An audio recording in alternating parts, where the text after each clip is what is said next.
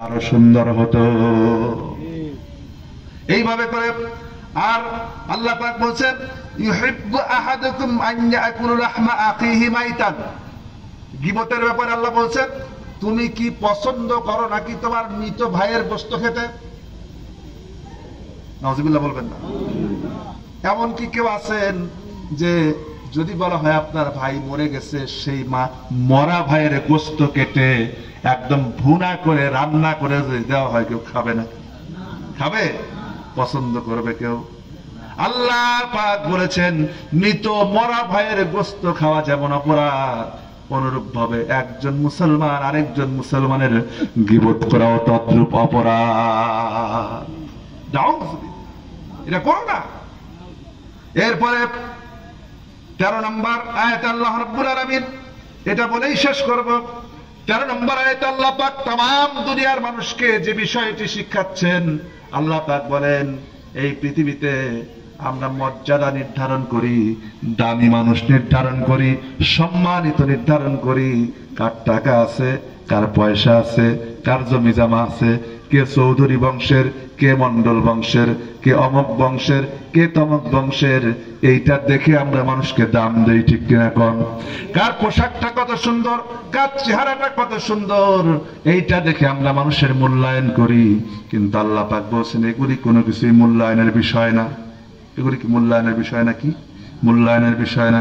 আল্লাহ পাক বলেন ইয়া আইয়ুহান নাস ইন্না খলাকনাকুম মিন যাকারিন ওয়া উনসা وجعلناكم شعوبا وقبائل لتعارفوا إن أكرمكم عند الله أتقاكم। الله أكبر বলেন।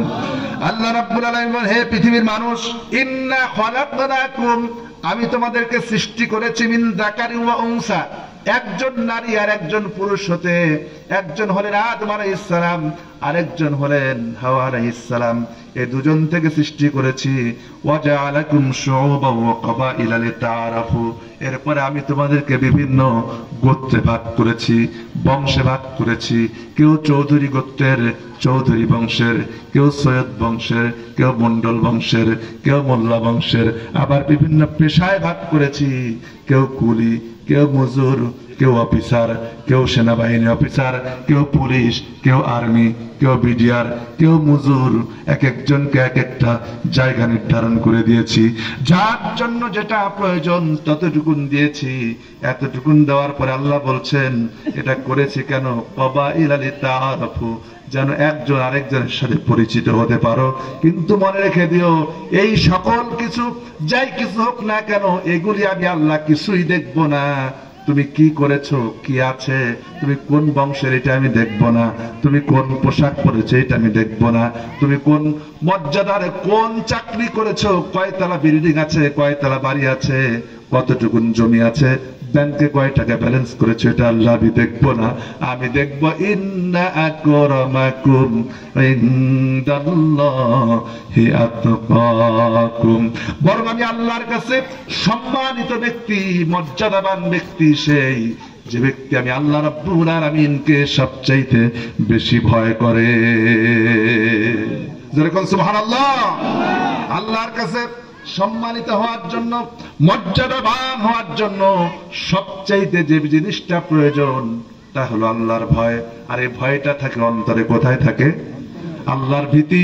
বান্দা হচ্ছে এমন যেই বান্দা ইন্নাত তাকওয়া হিয়াল খাউফু মিনাল জালিল ওয়াল কিনাআতু বিল কলিল ওয়াল আমালু বিত তানজিল, এমন ভয় যেই ভয়ের মাধ্যমে সে আল্লাহ পাককে ভয় করে।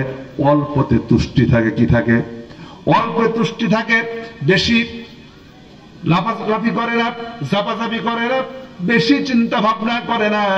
সে শুধু চিন্তা করে আল্লাহ যদি আমার জন্য হালাল ভাবে 2টা ডাল ভাতের ব্যবস্থা করেন, ওইটা দিয়ে আমি থাকবো আর আল্লাহর শুকরিয়া আদায় করবো, আল্লাহর সামনে সিজদা করব। এই চিন্তা করে জীবন পরিচালনা করে। বেশি লাফালাফি করে না, ঝাপাঝাপি করে না। এমনকি ওই বান্দা আল্লাহর ইবাদতের মধ্যে সবচেয়ে বেশি শান্তি পায়। তার শান্তি দুনিয়ার পদের মধ্যে না, লাভের মধ্যে না, ব্যাংক ব্যালেন্সের মধ্যে না, সন্তান সন্ততির মধ্যে না, তার একমাত্র শান্তি হচ্ছে সিজদার মধ্যে।